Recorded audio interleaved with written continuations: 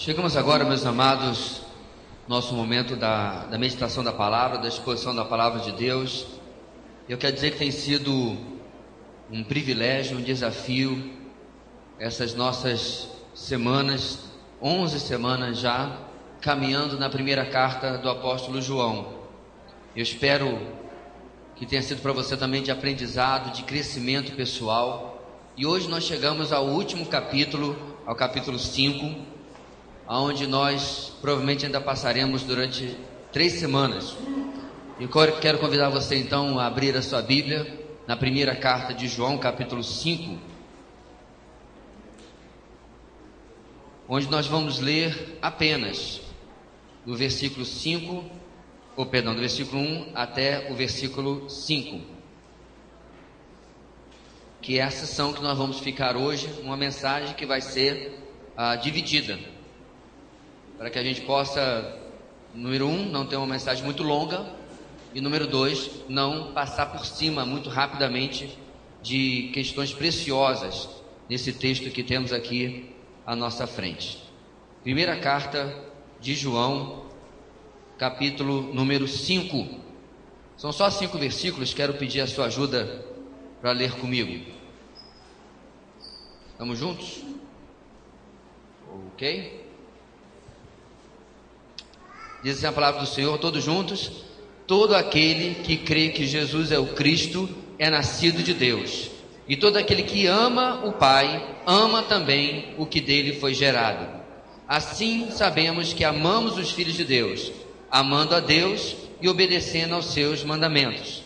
Porque nisto consiste o amor a Deus, em obedecer aos seus mandamentos, e os seus mandamentos não são pesados.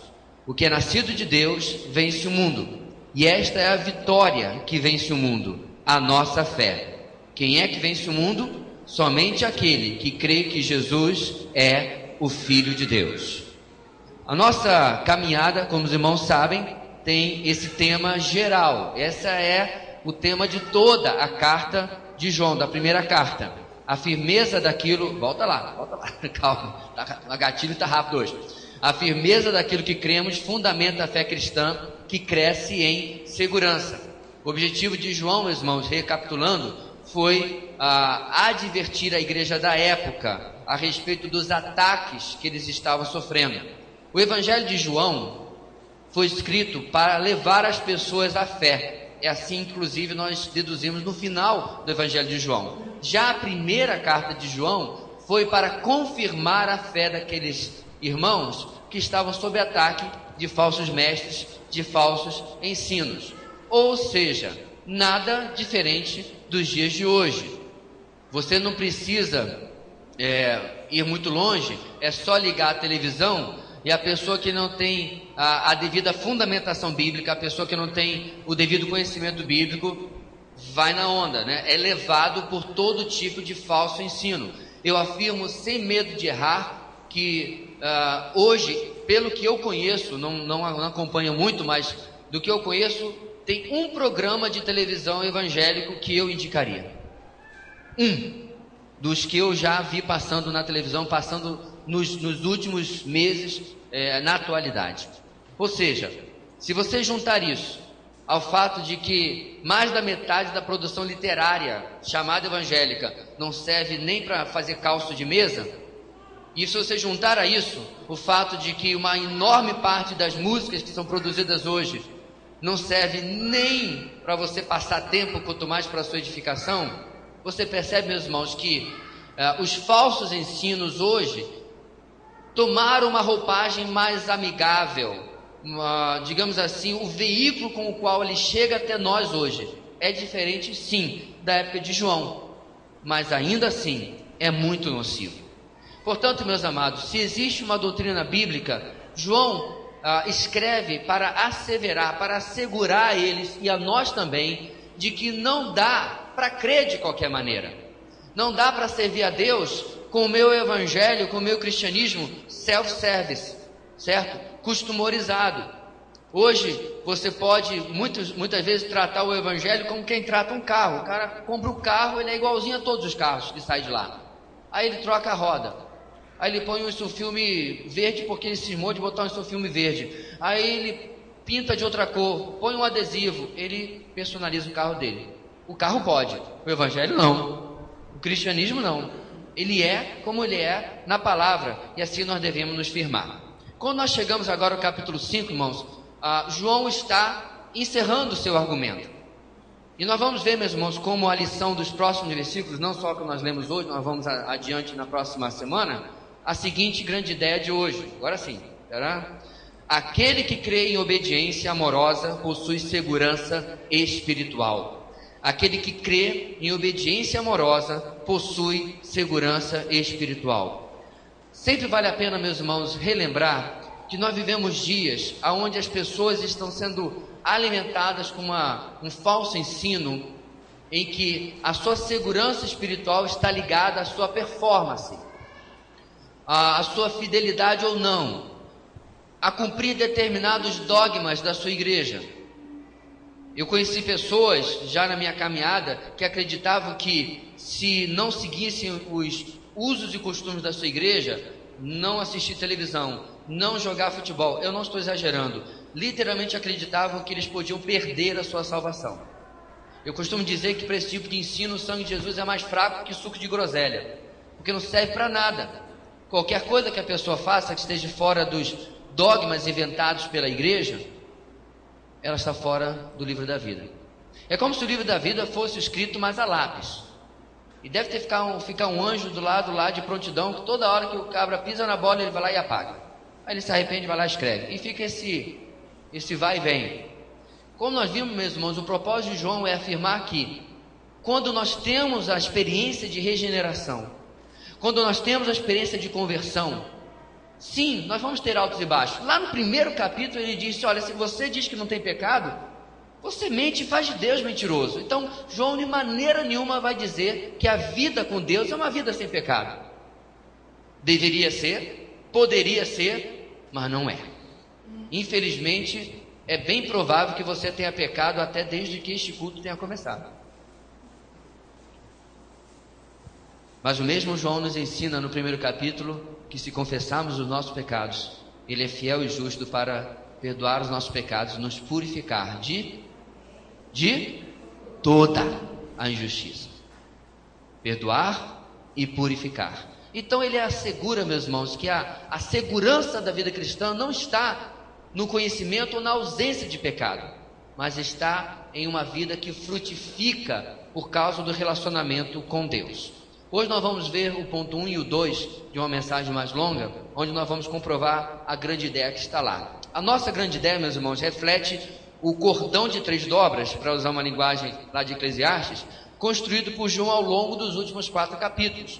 Obediência, amor e fé. No capítulo 2, só para comprovar o que estou dizendo, por exemplo, João trata da obediência, versículo 3 a 6, trata do amor de 7 a 11 e trata da fé de 18 a 27.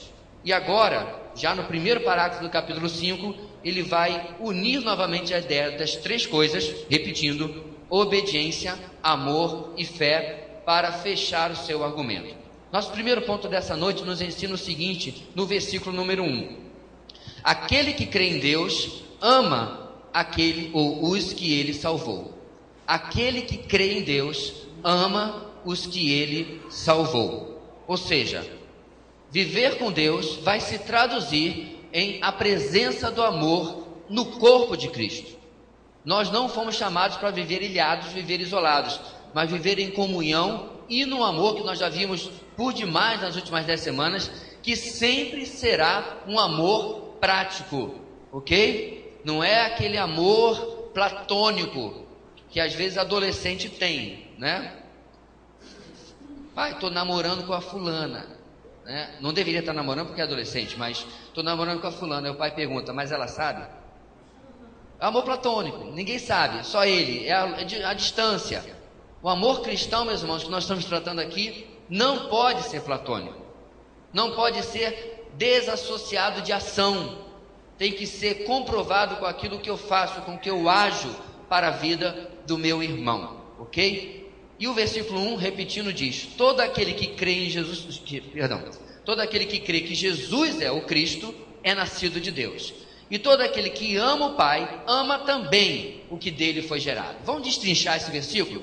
Só um versículozinho no nosso ponto, mas olha só quanto conteúdo bíblico maravilhoso nesse versículozinho. Nosso primeiro e simples ponto começa a última sessão da primeira carta de João. E na nossa primeira frase do versículo 1, ele diz: todo aquele que crê que Jesus é o Cristo é nascido de Deus. Agora essa frase, meus irmãos, perde um pouquinho do seu significado quando a gente passa para o português. Preste atenção, do jeito que ele está, olhe para a sua Bíblia. Ele parece que por crermos somos nascidos de Deus. Ou seja, sendo a fé a causa do novo nascimento, a causa de sermos gerados por Deus. Vou repetir, o texto diz: todo aquele que crê que Jesus é o Cristo é nascido de Deus. Então qual a impressão que esse texto em português dá para a gente? Eu criei, aí eu nasci de novo, não é isso? Tem um probleminha. Como é que eu vou crer sem ter nascido de novo? Simples probleminha teológico. Por quê? Porque para que eu possa crer, meus irmãos, eu preciso ser regenerado. A regeneração, o toque do Espírito Santo na vida minha e sua, antes nós conhecemos a Cristo, foi a primeira coisa que aconteceu para que eu pudesse crer. A ordem é essa: eu ouço o Evangelho, alguém está pregando, na televisão, ao vivo, na música, não importa, na pregação, você está ouvindo o Evangelho, o Espírito Santo pega aquilo, toca no seu coração e ele mesmo injeta, coloca a fé para que você possa crer naquilo que está sendo pregado. Pastor, por que isso? Porque antes do toque do Espírito você é escravo do pecado. E eu soube, meus irmãos, que o pecado, ele não é um feitor bacana, ele não é um cara legal, ele não vai ficar assim dizendo: não, pode crer, não tem problema não. Ele não quer tirar as garras da sua vida, ou não queria, no nosso caso. Portanto, ele aprisionava você, e nas palavras de Jesus, você era escravo do pecado. João capítulo 8. E sendo escravo do pecado, não podíamos exercer a fé em Deus. Então, como é que nós entendemos esse versículo? Na verdade, uma melhor tradução seria: todo aquele que crê que Jesus é o Cristo foi nascido de Deus. O que colocaria o novo nascimento, primeiro, a regeneração, como causa da fé, como aquilo que possibilita a fé na nossa vida. Foi isso que aconteceu, meu amado, na minha e na sua vida. Em Efésios capítulo 1, Paulo diz: quando vocês ouviram o evangelho da sua salvação, e vocês foram regenerados pelo Espírito Santo. Ou seja, ouve o evangelho, recebe o toque do Espírito, recebe a regeneração. Aí eu e você podemos crer. Sabe qual é a diferença, meus irmãos, de um entendimento e o do outro? Quando nós entendemos esse versículo como ele realmente deve ser entendido, Deus recebe a glória. Todo o mérito é dele. Agora, se nós entendemos errado, parece que eu criei por mim mesmo, porque eu quis, porque eu sou capaz de crer. E aí Deus respondeu à minha fé. De quem é o mérito? Meu, do homem. Quando na verdade, meus irmãos, na obra da salvação, o mérito é todo, 100% de Deus. Não tem um negócio de 99,99999, não. O Senhor começa, o Senhor opera, o Senhor persevera e o Senhor termina a salvação na minha e na sua vida.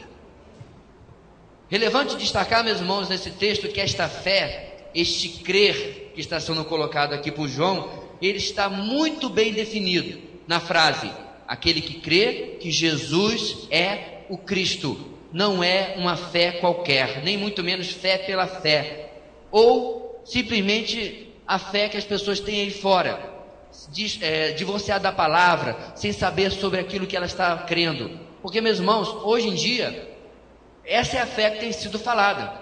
É importante ter fé. E a frase para aí. É importante ter fé? Não. É importante ter fé em Cristo. Pastor, é a mesma coisa. Não, não é. Se você pegar lá do outro lado do mundo budista, ele é um homem de fé. Se você pegar um animista lá nas florestas da Tanzânia, na África, ele é um homem de fé. Ora bolas, o ateu é um homem com muita fé. Porque para ser ateu, tem que ter muita fé. Porque ele não crê no sobrenatural. No entanto, ele acredita que a matéria veio do nada. O que diz respeito a todas as leis da física.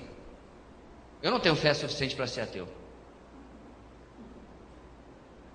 A fé que João está colocando aqui, meus amados, está bem definida em Jesus Cristo.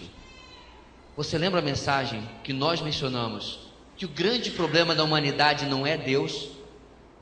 Ora, a maior parte da humanidade acredita em Deus. O problema da humanidade é quando você coloca na equação a Jesus. Quando você afunila a sua pregação para Cristo.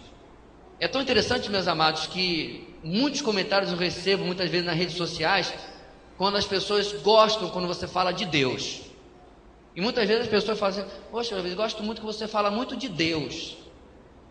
Porque é um conceito abstrato, é um conceito impessoal, é um conceito descompromissado na vida da pessoa. Mas, meus amados, quando nós olhamos para a palavra de Deus, nós olhamos para os evangelhos, Jesus pede um compromisso com Ele, um compromisso com a pessoa dele, que é total, não é dividido. Ele vira para os homens que estão ali pescando: olha, larga as redes, venham após mim, eu vou fazer de vocês pescadores de homens. Ele pega Levi ou Mateus, cobrador de impostos, e diz: vem e segue-me, larga tudo. O compromisso de Jesus, meus irmãos, não é 70% para Ele e 30%, não, é radical, é completamente para Ele. Eu vou abrir mão do pecado, vou abrir mão das amarras que eu tenho com a minha vida e vou segui-lo completamente. Esse é o tipo de fé que nós estamos falando aqui, especificamente de que Ele é o Cristo de Deus, o ungido de Deus, o escolhido de Deus, o Filho de Deus, o próprio Deus encarnado. João está reafirmando isso porque lá no comecinho nós já vimos que o pessoal naquela época estava atacando exatamente o ensino sobre Cristo. E é importante, meus irmãos, nós destacarmos, porque, amados, Ele é a razão de você estar aqui essa noite. Porque se você veio aqui essa noite porque é costume seu, porque é hábito seu, porque você não tinha nada e você viu a programação do Fantástico e hoje estava muito chata, por favor, não volte domingo que vem. Pelo menos não com a mesma motivação. Uma vida cristocêntrica, meus amados, é porque de segunda a segunda, não é de domingo a domingo, não. É do nosso dia normal de trabalho. A minha vida gira em torno dele. Gira em torno de conhecê-lo. Gira em torno de agradá-lo. Infelizmente, meus irmãos, muitas vezes o evangelho tem sido pregado de uma maneira para botar medo nas pessoas em irem para o inferno. Olha, obviamente eu não quero e nunca quis ir para o inferno. Mas hoje, meus amados, isso é uma fé infantil. Hoje a fé madura nos mostra que o meu maior desejo no Evangelho é o mesmo desejo do apóstolo Paulo. Eu quero conhecê-lo e a comunhão dos seus sofrimentos. É conhecer a Cristo a cada dia mais. É estar com Ele a cada dia mais. Porque, meus amados, se você acha que a gente vai ficar no céu, né? Se você é fã de esporte, você vai ficar jogando bola durante a eternidade. Ou você acha que o seu passatempo preferido vai estar lá para lhe agradar? Porque alguém já me disse isso. O céu vai ser a síntese de tudo aquilo que você mais gosta. Propaganda enganosa. Alguém já disse uma vez: vai ter até a Coca-Cola no céu.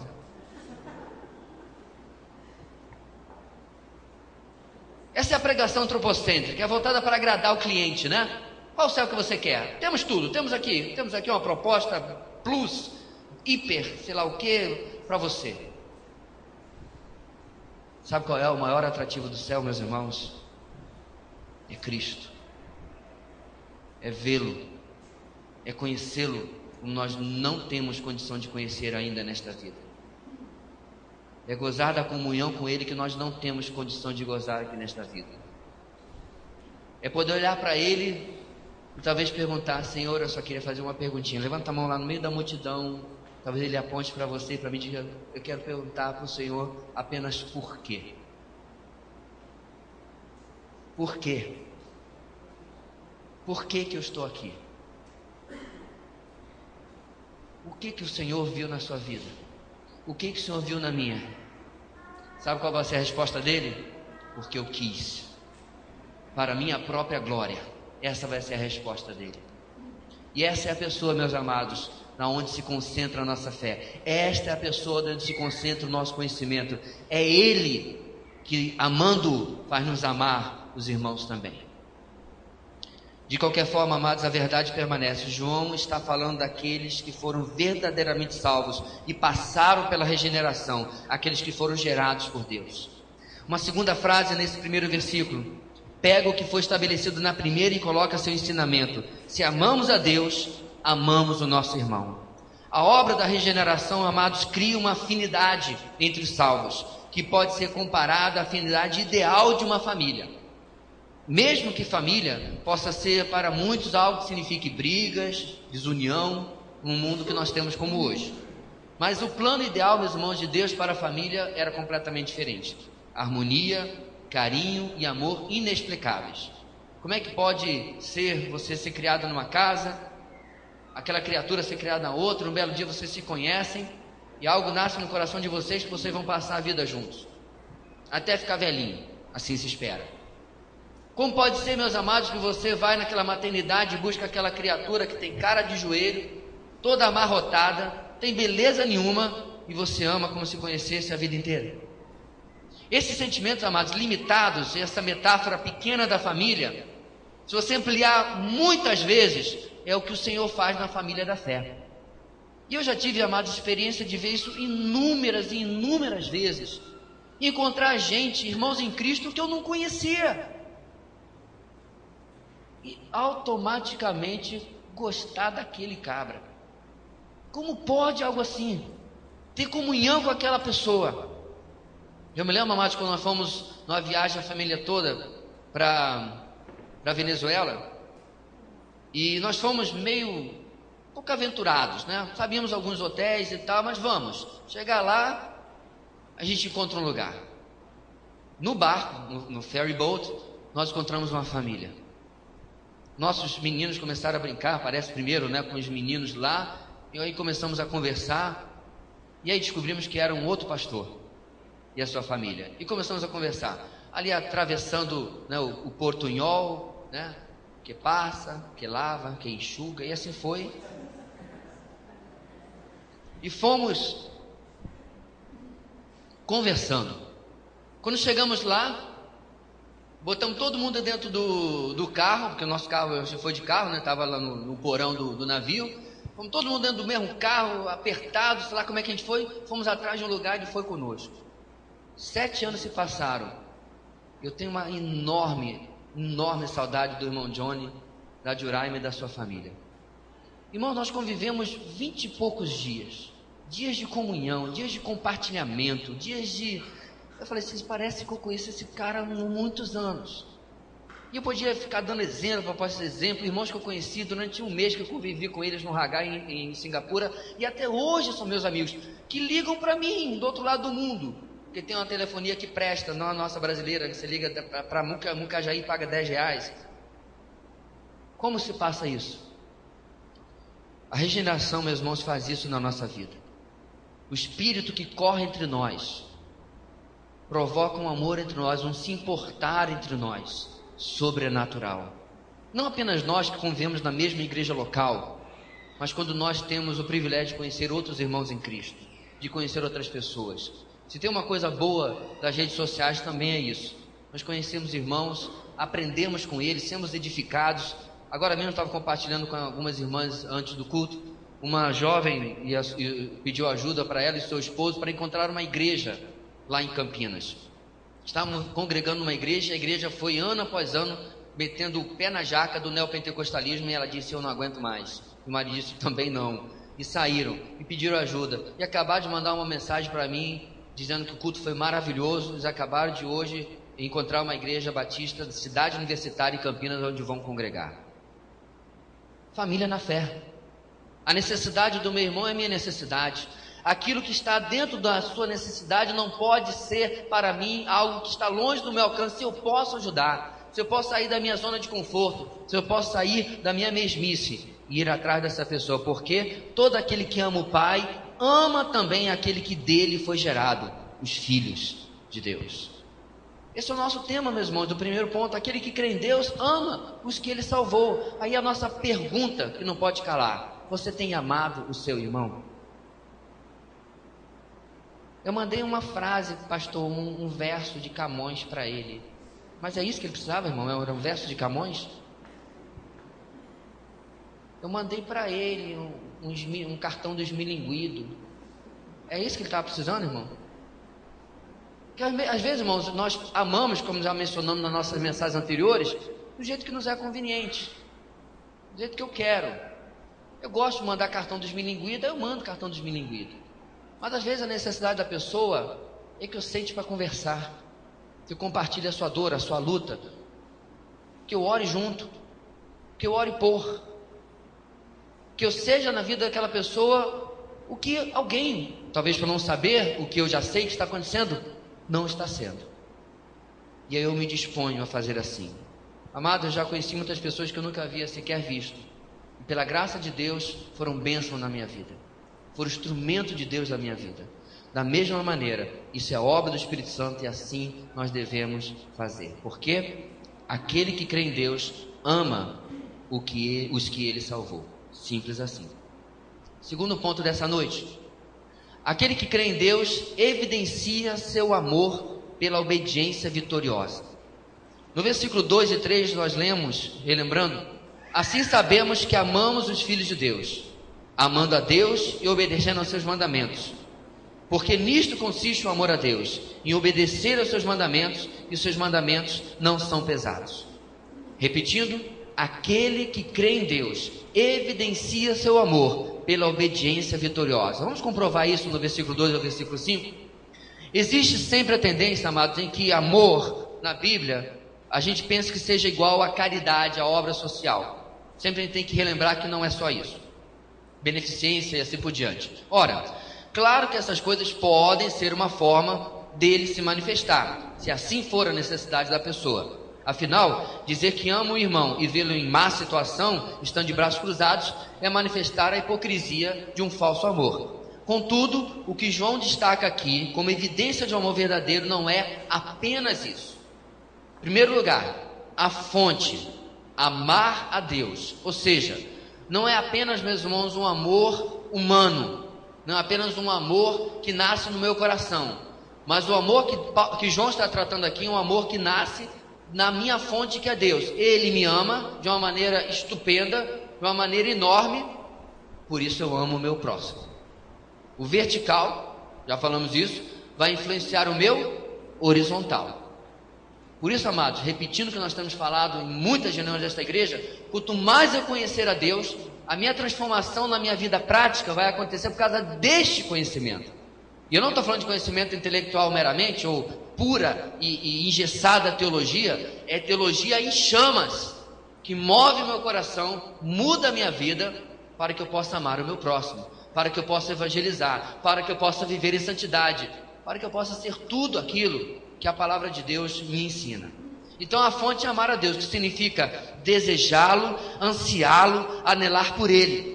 Emprestando, meus irmãos, uma figura de Cantares, é arder por Ele, é desejar o céu, não porque a alternativa, ou seja, o inferno, é ruim demais, mas é desejar o céu porque o limitado relacionamento que eu tenho com Ele aqui não me basta. Eu quero mais, eu quero a Deus, eu quero viver para sempre com Ele. Isso começa aqui. A sua vida eterna, meus irmãos, não começa na hora que você bate a cachuleta, quando veste o paletó de madeira, não. A minha e a sua vida eterna começaram quando Cristo nos alcançou. Aquele que tem o Filho, tem a vida. Não vai ter, já tem. O que está faltando para mim e para você é a última etapa da nossa salvação, que é a glorificação, correto? É a santificação final. Mas eu e você, meus amados, que estamos em Cristo, nós já estamos vivendo a nossa vida eterna, se você está em Cristo.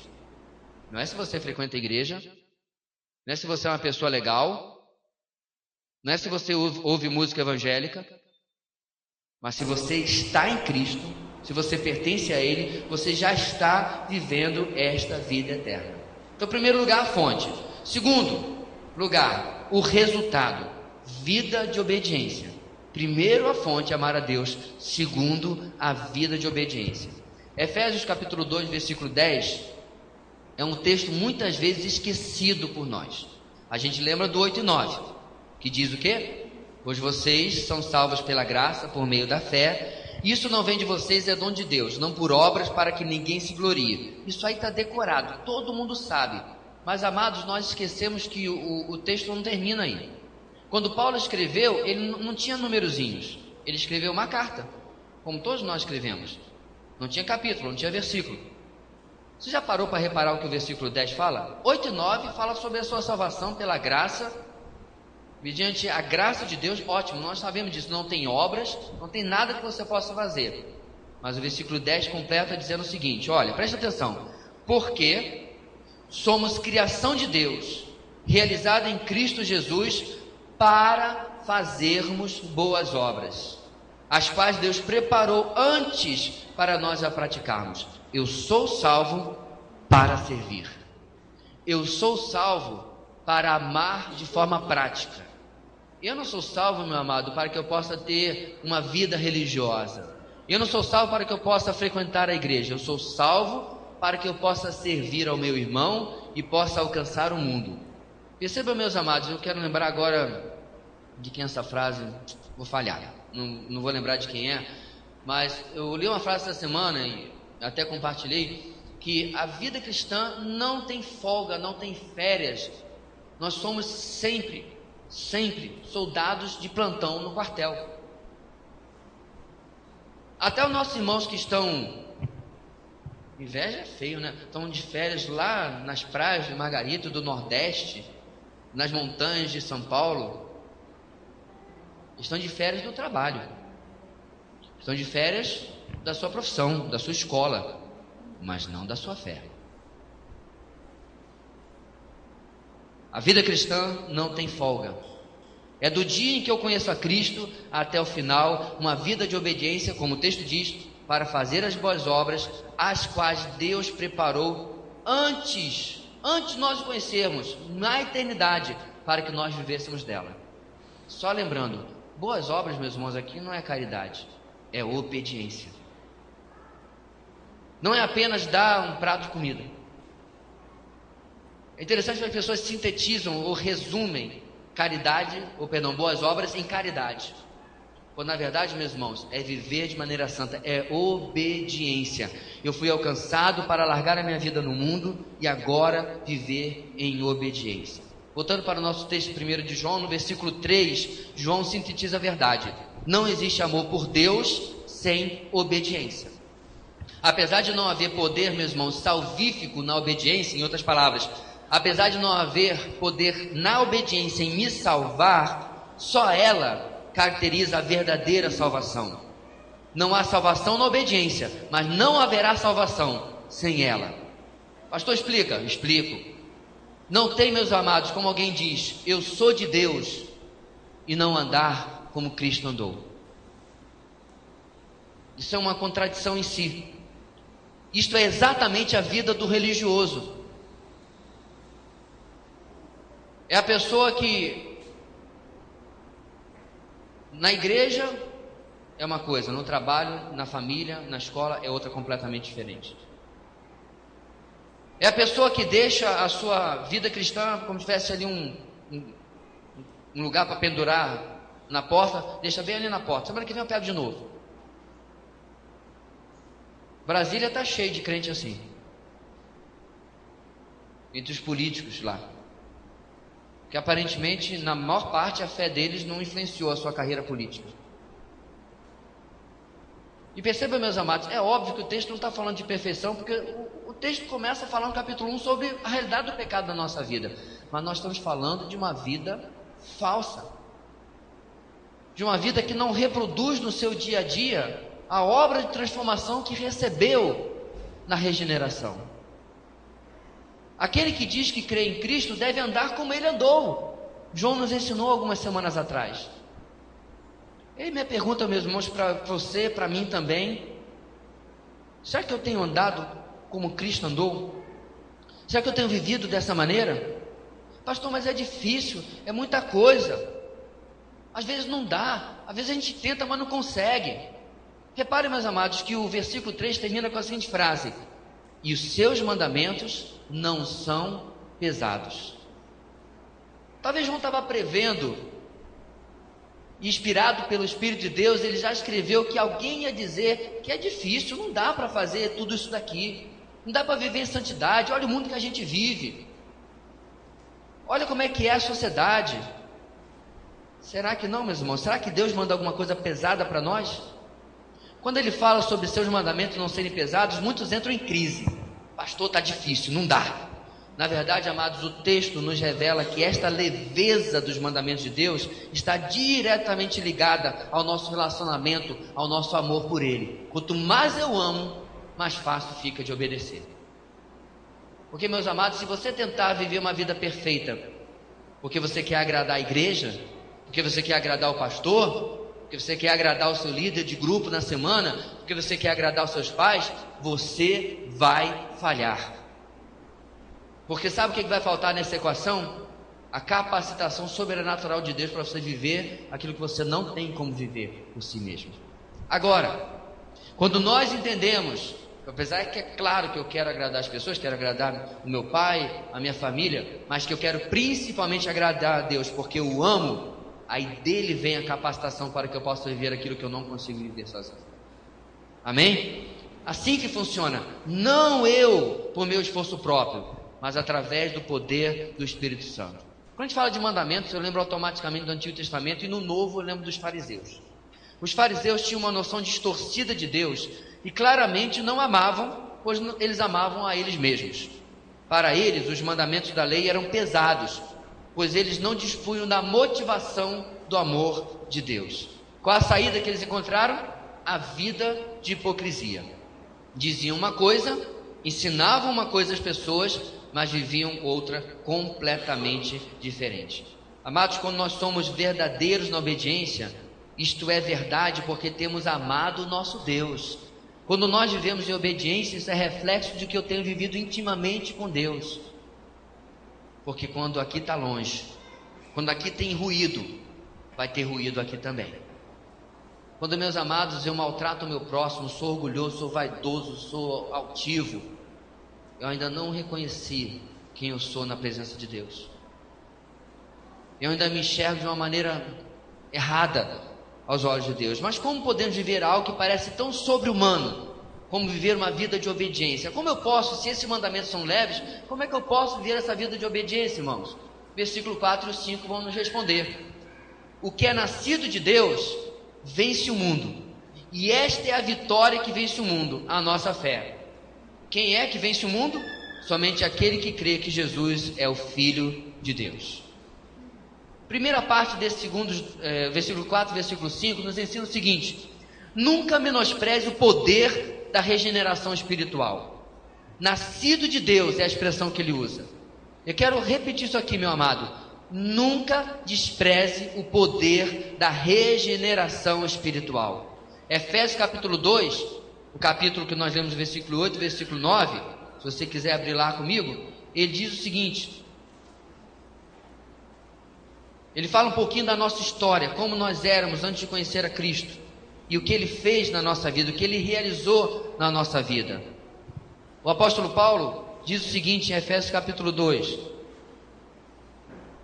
vocês estavam mortos.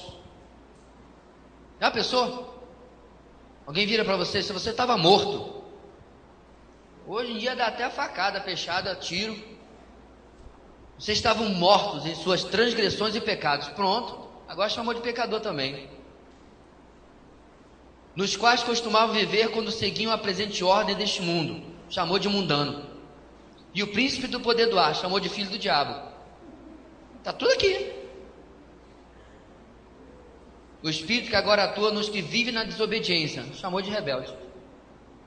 Até agora eu fico pensando nos Efésios, rangendo o dente, lendo a carta de Paulo. Anteriormente todos nós vivíamos entre eles, satisfazendo a vontade da nossa carne, chamou de carnal. Alguém já está lendo aqui dizendo assim: eu espero que Paulo tenha um ponto nisso aqui, né? Tem um argumento. Onde é que ele vai? Seguindo, continua o texto, os seus desejos e pensamentos, como os outros eram por natureza merecedores da ira. Chega. Agora acabou de dizer que eu estou debaixo da ira de Deus. Mas, meus irmãos, Paulo falou alguma mentira até agora?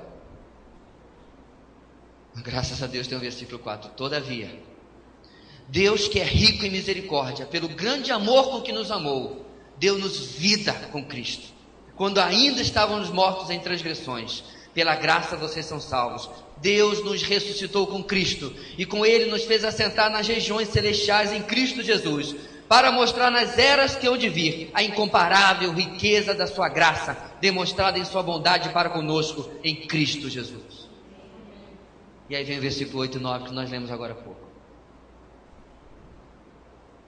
Nunca despreze, meus irmãos, o poder da regeneração espiritual. Você não é mais a mesma pessoa.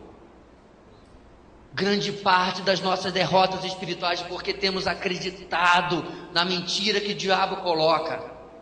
Quem é você? Você não consegue, você não pode, essa tentação é maior do que você, desiste logo. Mas na opinião da palavra de Deus, ela diz o seguinte em Coríntios: não nos sobreveio tentação que não seja comum a todos os homens, mas fiel é Deus, que junto com a tentação dá também o quê? O escape, para que nós possamos suportar. Na opinião do autor de Hebreus, na nossa luta contra o pecado, ele diz: vocês ainda não resistiram ao ponto de derramar o próprio sangue.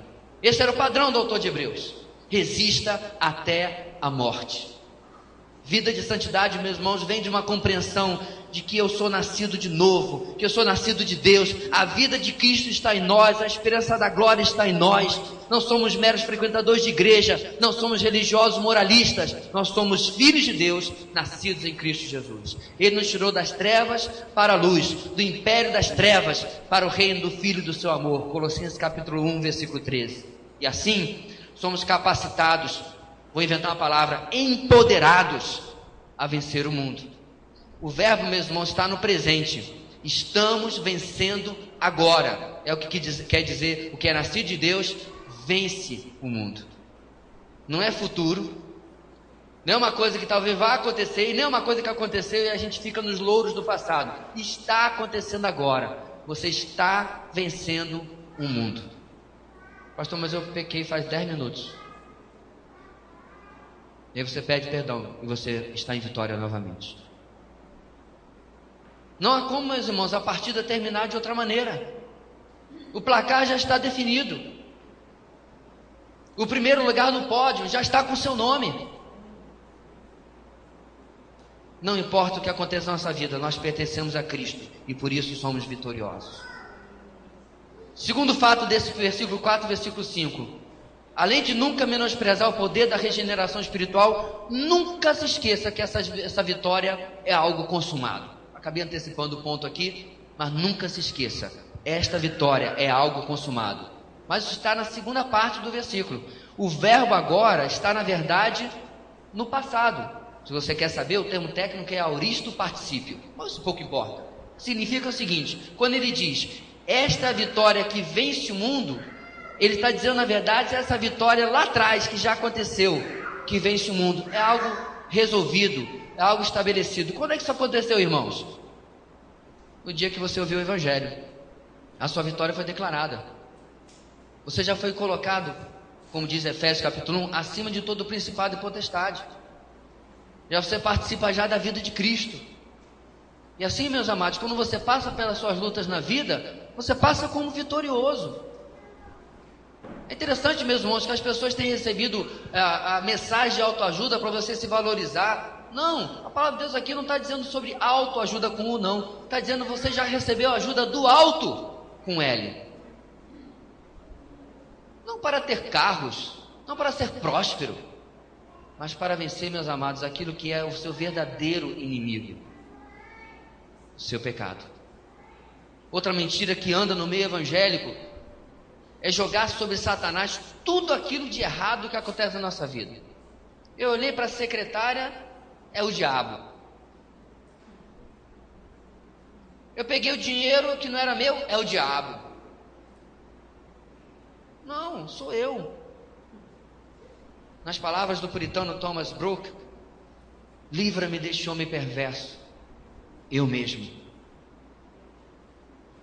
Aquela pessoa que você vê no espelho, meu irmão, é contra essa que você deve orar todo dia: Senhor, crucifica esse cara aqui do espelho. Mortifica a carne desse sujeito aqui. Porque, meus amados, um filho de Deus mortificado na carne, que legalidade que Satanás tem sobre a sua vida? O que ele vai poder fazer? Porque você já tem experimentado o que esse texto está dizendo, a vitória que vence o mundo. Obviamente, o mundo aqui não é as pessoas. O mundo é esse sistema que nós vivemos, que está sempre na contramão de Deus, que está sempre contra a palavra de Deus.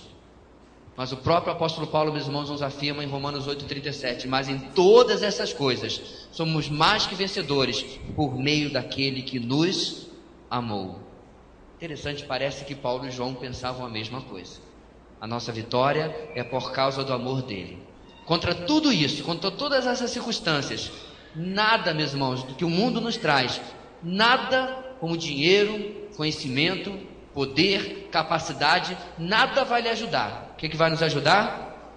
Quem é que vence o mundo? Versículo 5: somente aquele que crê que Jesus é o Filho de Deus.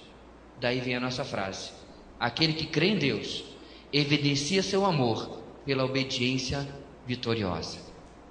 A minha oração é que esta semana você encare cada desafio da sua vida. Eles começam dentro da sua casa. Talvez você vai ouvir de um parente seu uma palavra atravessada. Talvez você vai receber uma ordem dos seus pais que você não gostou. Talvez o seu esposo vai lhe tratar de uma maneira que você não merece. Talvez sua esposa vai lhe tratar não com o devido respeito que você merece. E aí, meu irmão, que você é testado para viver aquilo que nós acabamos de ouvir esta noite. E aí, no meio de que tudo aquilo acontece, você chega no trabalho e seu chefe grita porque você chegou 1,4 segundos atrasado. E aí já você vê que sua autojustiça: rapaz, mas eu sou empregado padrão, tem minha foto lá como funcionário do mês, eu chego um segundo atrasado e o cara grita comigo. Talvez ele teve um fim de semana terrível e descontou em cima de você. Todas essas coisas que eu mencionei, querido, você não tem controle. Você não tem controle sobre o que os seus pais vão fazer com você, você não tem controle sobre o que os seus filhos vão fazer com você, você não tem controle sobre o seu cônjuge, sobre o seu patrão, sobre o seu funcionário, sobre o trocador do ônibus, sobre o padeiro. Você não tem controle sobre nenhuma dessas coisas, mas você tem controle pelo poder de Deus sobre o seu coração, sobre a sua mente, sobre o seu espírito. Você tem controle sobre o homem que lhe olha lá no espelho. E é a esse que você cabe mortificar. E é esse que você cabe controlar. Para quê? Para que você possa vir domingo que vem, pegar o microfone e contar um testemunho maravilhoso e receber toda a glória. Não, não. Para que você possa reconhecer: Senhor, cheguei ao final deste dia, espiritualmente cheio de cicatrizes, porque foi uma luta, mas pela tua graça eu conheci a vitória que vence o mundo, a minha fé no Senhor. É isso que eu desejo para a nossa semana, amados. Que você conheça a verdadeira prosperidade, que é viver em santidade na presença de Deus. Vamos orar. Deus querido, abençoa-nos, ó Pai, para que nós possamos olhar para a Tua Palavra como ela realmente é, Palavra de Deus. E desafiados, ó Deus, a não nos render diante da nossa carne, do mundo ou do inimigo, porque o amor que nós temos experimentado do Senhor nos move a uma vida de obediência. Que a nossa fé se traduza, ó Deus, nesta vida de obediência, nesta vida de amor ao nosso próximo, porque nós temos sido amados sobremaneira. Muito obrigado pela Tua Palavra hoje, ó Deus, por aquilo que ela nos confrontou. Muito obrigado, ó Deus, porque o Senhor planejou que nós estivéssemos aqui para ouvir a Tua Palavra. Nós oramos no nome maravilhoso e suficiente de Jesus. Amém e amém.